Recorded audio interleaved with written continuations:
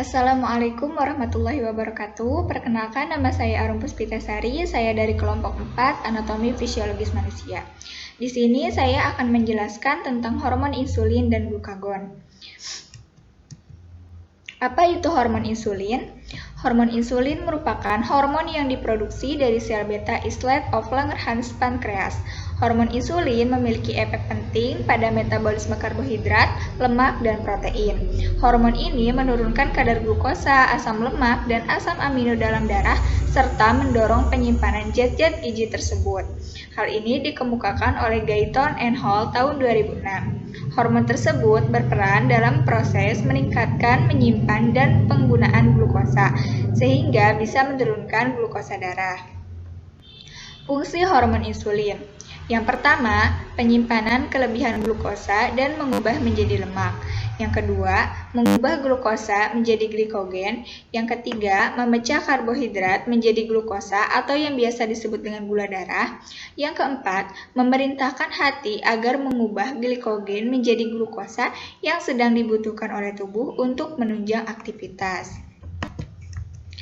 Nah, ini gambaran dari anatomi pankreas ya. Nah, bagian yang berwarna kuning ini merupakan pankreas, tepatnya berada di belakang perut. Nah, kemudian kita lihat gambar yang satunya lagi. Ini merupakan gambaran tentang bagaimana hormon insulin dan glukagon dihasilkan serta bagaimana fungsi dari kedua hormon tersebut. Nah, jadi pankreas ini menghasilkan hormon insulin dan hormon glukagon, di mana insulin berperan untuk menstimulasi pembentukan glikogen, sementara glukagon untuk menstimulasi pemecahan glikogen. Masuk ke dalam liver. Nah, di liver terjadi perubahan dari glukosa menjadi glikogen maupun dari glikogen menjadi glukosa. Kemudian hormon insulin akan menurunkan kadar gula dalam darah. Ketika kadar gula dalam darah rendah, maka akan memicu pelepasan glukagon. Namun, glukagon justru akan menaikkan kadar gula dalam darah. Ketika kadar gula dalam darah tinggi, maka memicu pelepasan insulin. Dan kembali lagi kepada pankreas.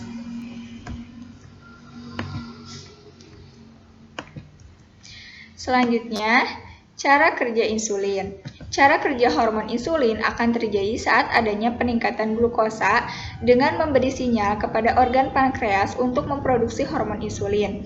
Setelah hormon insulin dihasilkan, maka selanjutnya hormon insulin akan memberikan sinyal pada sel-sel di seluruh tubuh untuk mengambil glukosa di dalam aliran darah. Setelah adanya proses tersebut, ketika glukosa sudah sampai diserap ke dalam sel-sel darah, maka kadar glukosa tubuh menjadi menurun dan normal kembali. Glukosa yang diserap oleh sel-sel tubuh digunakan sebagai energi, sedangkan sel-sel yang ada di organ hati hanya akan menyimpannya dalam bentuk glikogen yang diubah kembali saat tubuh memerlukan glukosa. Nah, ini mekanisme kerja insulin ya, gambarannya seperti ini. Lanjut, proses biokimia yang dipengaruhi hormon insulin. Menurut Hayashi et al. Tahun 2016, proses biokimia yang disebabkan oleh hormon insulin yaitu 1. Mentranslokasi dari GLUT4, 2. Mengontrol substrat masukan seluler, ketiga, meningkatkan sintesis glukagon, keempat, meningkatkan sintesis asam lemak, 5. Menurunkan lipofisis, 6. Menurunkan glikogenesis.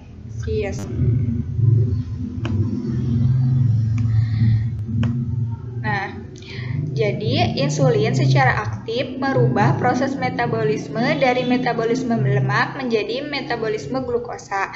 Dengan kata lain, insulin membuat tubuh memanfaatkan karbohidrat sebagai sumber energi dan memisahkan lemak sebagai cadangan. Sekresi insulin yaitu proses yang membutuhkan energi dan melibatkan sistem mikroorganisme mikrofilamen dalam sel beta pulau Langerhans. Tahap pertama, proses glukosa masuk ke dalam sel melewati membran sel secara difusi dengan bantuan GLUT2 glucose transporter. GLUT2 glucose transporter sebagai kendaraan pengangkut glukosa. Glukosa akan mengalami proses glikolisis dan fosforilasi di dalam sel, membebaskan molekul ATP. Tahap kedua, molekul ATP yang terbentuk digunakan untuk mengaktifkan penutupan K-channel pada membran sel. Pembentukan ATP mengakibatkan terjadinya yang pertama, peningkatan rasio ATP atau ADP. Yang kedua, kadar glukosa intraseluler tinggi. Yang ketiga, depolarisasi membran sel serta menginduksi penutupan ke ATP channel pada permukaan sel. Tahap ketiga, yang pertama, penutupan ke ATP channel. Yang kedua, terhambatnya pengeluaran ion K dari dalam sel. Yang ketiga, tahap depolarisasi membran sel. Yang keempat, tahap pembentukan Ca-channel atau cell surface voltage dependent calcium channels. Yang kelima, masuknya ion Ca ke dalam sel beta. Yang keenam, peningkatan kadar ion Ca intrasel. Yang ketujuh, memicu eksositosis insulin. Ini adalah gambar mekanisme sekresi insulin pada sel beta akibat stimulasi glukosa. Molekul insulin masuk ke dalam sirkulasi darah terikat dengan reseptor. Ikatan insulin dan reseptornya membutuhkan GLUT4 glucose transporter untuk dapat masuk ke dalam sel otot dan jaringan lemak, serta uptake glukosa dengan efisien, yang akhirnya menurunkan kadar glukosa dalam plasma. Terjadinya aktivitas penurunan K-channel tidak hanya disebabkan oleh rangsangan ATP hasil proses fosforilasi glukosa intrasel, tapi juga dapat oleh pengaruh beberapa faktor lain, misalnya obat-obatan. Senyawa obat-obatan tersebut, misalnya obat antidiabetes sulfonyl urea, bekerja pada reseptor tersendiri, tidak pada reseptor yang sama dengan glukosa, yang disebut sulfonylurea receptor atau SUR pada membran sel beta. Penyakit gangguan hormon insulin. Yang pertama, diabetes mellitus tipe 1. Diabetes tipe 1 dulu disebut dengan insulin dependen yang ditandai dengan kurangnya produksi insulin oleh pankreas. Pada kasus diabetes tipe 1, orang akan lebih mudah terserang diabetes tipe 1 apabila ada dalam keluarganya terdapat riwayat diabetes tipe 1.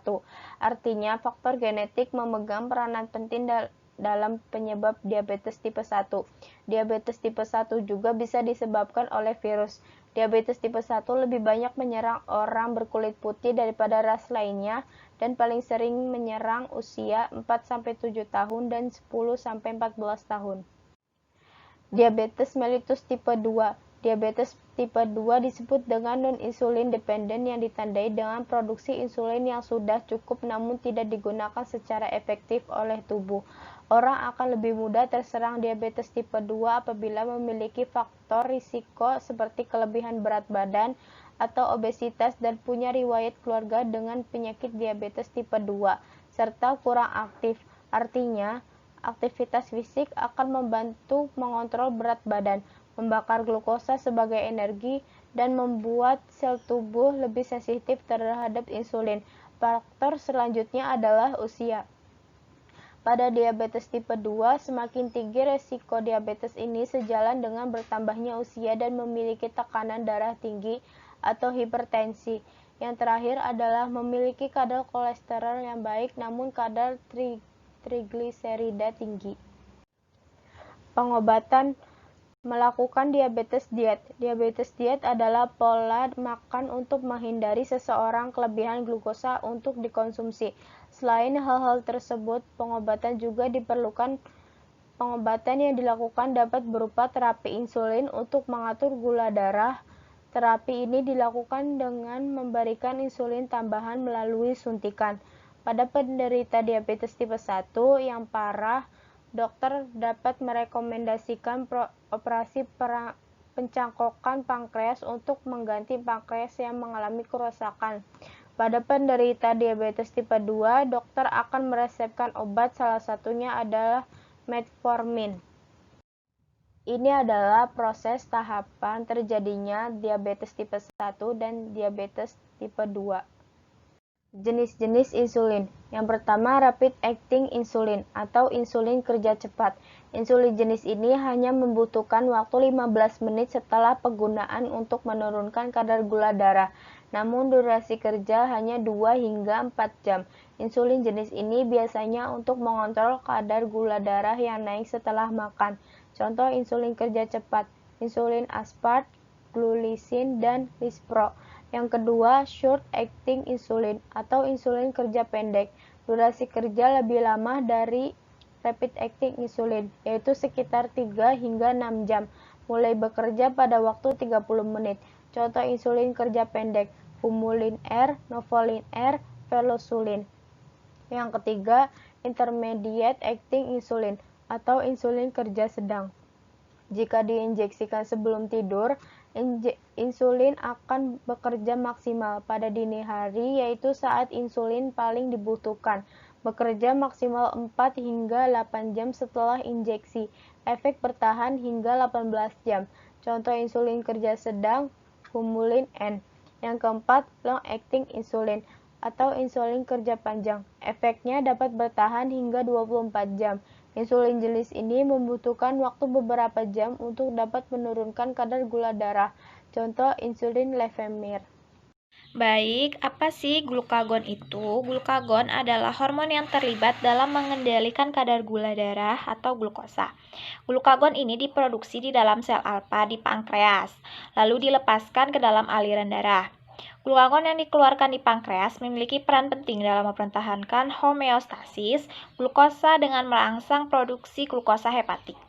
Glukagon bertindak sebagai hormon penggerak glukosa. Konsentrasi glukosa plasma yang tinggi akan merangsang sekresi insulin dari sel beta pankreas yang akan menghambat sekresi glukagon, sedangkan konsentrasi glukosa plasma yang rendah merupakan salah satu stimuli sekresi glukagon yang kuat.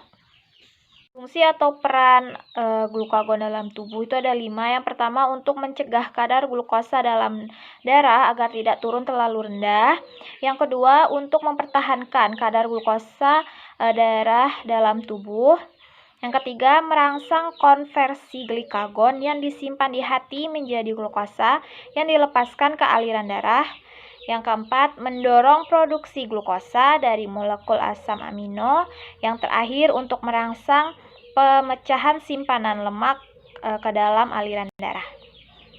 Cara kerja glukagon dalam tubuh: ketika pankreas mengeluarkan glukagon, maka produksi insulin akan ditekan. Lalu hormon glukagon akan memberikan tanda kepada otot dan hati agar memecah glikogen menjadi glukosa dan mengeluarkannya ke dalam aliran darah. Hal ini agar kadar gula darah dalam tubuh tidak turun terlalu rendah. Glukagon dalam proses sintesisnya disebut limited proteolysis, yaitu molekul glukagon berasal dari prohormon. Disintesis dari molekul prekursor proglukagon yang berukuran jauh lebih besar. Proglukagon adalah prekursor dari glukagon dan terdiri dari beberapa komponen, yaitu pada sel alfa di pankreas dan sel L di usus, baik usus besar maupun usus kecil. Glukagon disekresikan oleh sel alfa di pulau Langerhans di ekor pankreas. Glukagon dapat mengatur sekresi sendiri secara tidak langsung melalui efek stimulasi pada sel beta untuk mengeluarkan insulin. Regulator sekresi glukagon yang paling kuat ialah sirkulasi glukagon. Ini alur dari sekresi glukagon. Efek kerja glukagon itu ada 4. Yang pertama ada liposis, pengurangan lemak yang terjadi di jaringan lemak. Yang kedua ada proteolisis, pengurangan lemak yang terjadi di otot.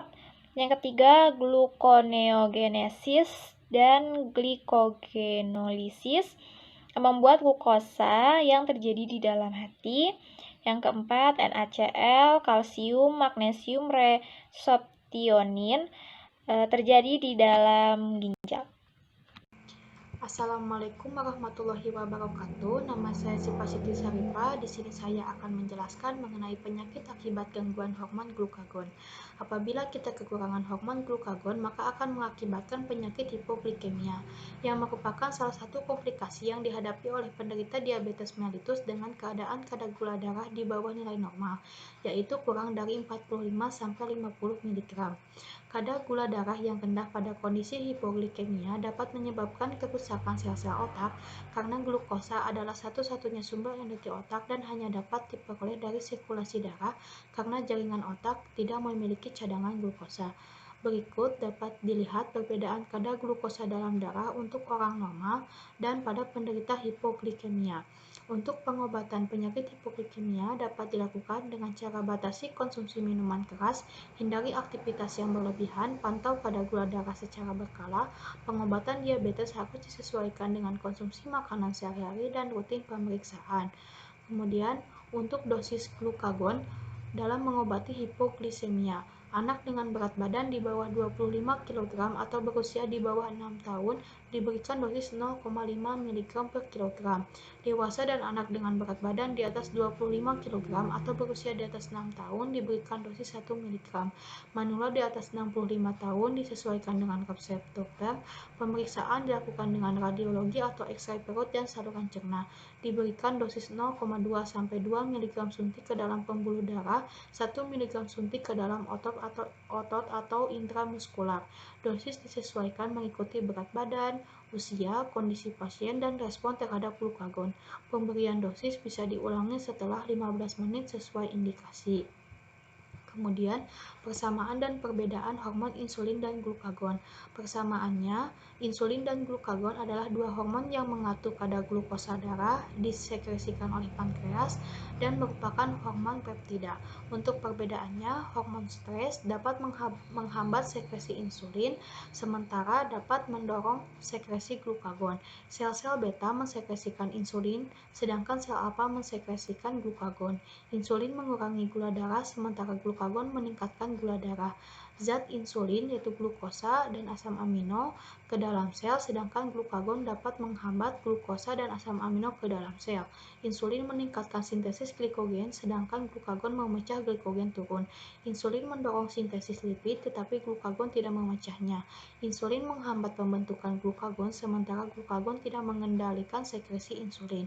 Untuk perbedaan utamanya, insulin untuk menurunkan kadar glukosa darah, sementara glukagon meningkatkan kadar glukosa darah. Berikut contoh gambar mengenai persamaan dan perbedaan antara hormon insulin dan hormon glukagon. Kemudian kesimpulannya, jadi hormon insulin dan glukagon merupakan dua jenis hormon endokrin yang memiliki fungsi berlawanan, di mana insulin merupakan hormon yang diproduksi di sel beta islet of Langerhans pankreas. Hormon ini berfungsi untuk menurunkan kadar glukosa, asam lemak, dan asam amino dalam darah, serta mendorong penyimpanan zat-zat gizi tersebut. Hormon tersebut berperan dalam proses meningkatkan penyimpanan dan penggunaan glukosa sehingga bisa menurunkan glukosa darah. Sementara hormon glukagon adalah hormon yang terlibat dalam mengendalikan kadar gula darah, yaitu glukosa, diproduksi oleh sel-sel alfa ditemukan di Pulau Langerhans di pankreas. Dari tempat itu dilepaskan ke dalam aliran darah, yang memiliki fungsi untuk mencegah kadar glukosa darah turun terlalu rendah, merangsang konversi glikogen yang disimpan dalam hati menjadi glukosa, mengurangi konsumsi glukosa oleh hati, gluconeogenesis, serta merancang pemecahan lemak di dalam aliran darah. Adapun penyakit yang bisa terjadi akibat terganggunya hormon insulin yaitu diabetes tipe 1 dan tipe 2 serta hipoglikemia apabila terjadi gangguan pada hormon glukagon. Sekian materi yang dapat saya sampaikan, dan mungkin itu materi yang dapat kami sampaikan dari kelompok 4. Sekian dan terima kasih. Mohon maaf bila ada kesalahan. Wassalamualaikum warahmatullahi wabarakatuh.